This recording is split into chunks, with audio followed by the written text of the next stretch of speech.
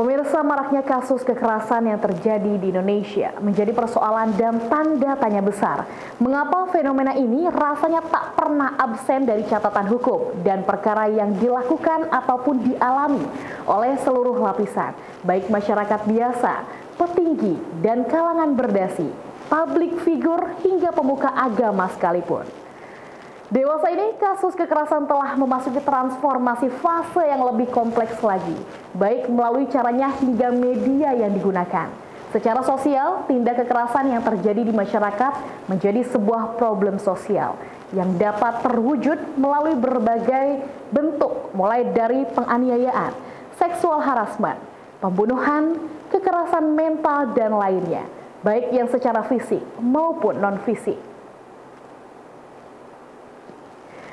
Pemirsa, namun sebetulnya apa maksud atau arti kekerasan itu sendiri? Menurut Lembaga Internasional WHO, kekerasan dapat didefinisikan sebagai penggunaan kekuatan atau kekuatan fisik yang dilakukan dengan sengaja, baik serupa ancaman atau nyata terhadap diri sendiri, orang lain, atau terhadap kelompok atau komunitas yang mengakibatkan memiliki kemungkinan besar pada cedera, kematian, bahaya psikologis, kelainan, perkembangan, ataupun perampasan. Pemirsa, dari tahun ke tahun bahkan hingga 2 bulan terakhir di tahun ini, kasus kekerasan masih menjadi pemberitaan yang kerap kali muncul ke permukaan. Dan kasus kekerasan teranyar adalah kabar tindak kekerasan brutal yang dilakukan oleh putra pejabat Ditjen Pajak, yakni Mario Dandi Satrio, terhadap David yang merupakan putra pengurus pusat GP Ansor. Pemirsa, kita akan melihat akumulasi data tindak kekerasan dalam 5 tahun terakhir di Indonesia. Dilansir dari data Simfoni PPA, dan di tahun 2019 tercatat sebanyak 20.531 kasus yang terjadi. Di tahun berikutnya hanya berkurang sebanyak 30 kasus saja. Kemudian juga di tahun 2021 kasusnya naik signifikan di angka 25.210 kasus. Nah, kenaikan ini juga terus terjadi di tahun 2022 sebanyak 27.589 kasus. Dan pemirsa, di 2 bulan terakhir di tahun 2023 ini, kasusnya sudah tercatat sebanyak 4.354 yang tercatat dan terlapor, belum disertai kasus yang belum dilaporkan.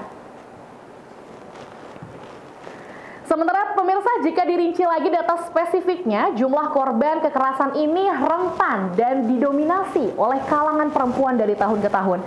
Berikut kita akan buka data terakhir per tanggal 2 Maret 2023. Tercatat di sini sudah sebanyak 4.354 kasus yang terjadi dan korbannya adalah perempuan.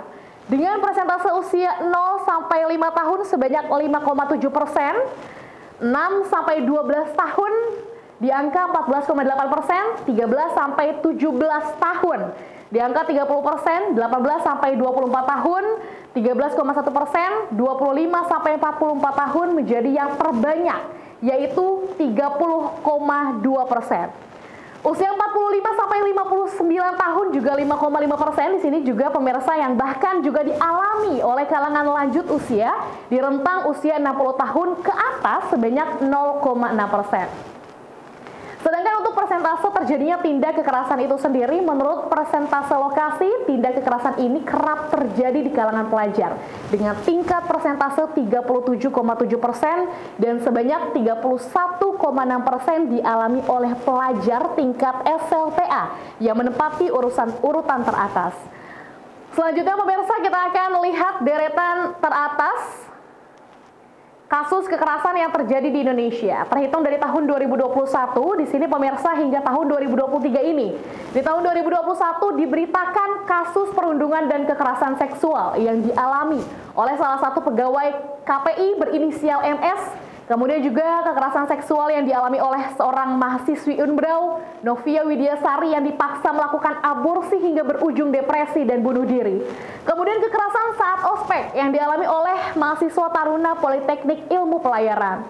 Dan di tahun 2022 juga mulai ada dari masalah kasus pengeroyokan pegiat sosial, yaitu Ade Armando sekaligus akademisi UI. Lalu penganiayaan santri Pondok Gontor hingga tewas oleh rekannya. Selanjutnya juga ada kekerasan seksual dan penganiayaan yang dialami oleh mahasiswa UPH. Di tahun ini pemirsa, yang baru saja berjalan selama 2 bulan, lagi-lagi kekerasan menjadi isu panas yang tak pernah mangkir. Mulai dari pengeroyokan pengemudi ojek online oleh sekumpulan pemuda, hingga kabar teranyar adalah aksi kekerasan brutal yang dilakukan oleh anak pejabat Ditjen Pajak, yang kini berbuntut pada sederetan kasus lain, serta penganiayaan yang dialami oleh jurnalis televisi swasta. Deretan kasus-kasus tersebut pemirsa ini baru hanya sebagian kecil yang terhighlight dari 20.000 lebih kasus yang marak terjadi. Kondisi maraknya kasus kekerasan Indonesia menjadi kecamuk tersendiri bagi seluruh lapisan masyarakat yang juga merasa ketar-ketir, dan ini akan berimplikasi pada indeks rasa aman masyarakat ke depannya yang terperosok jauh dalam jurang darurat.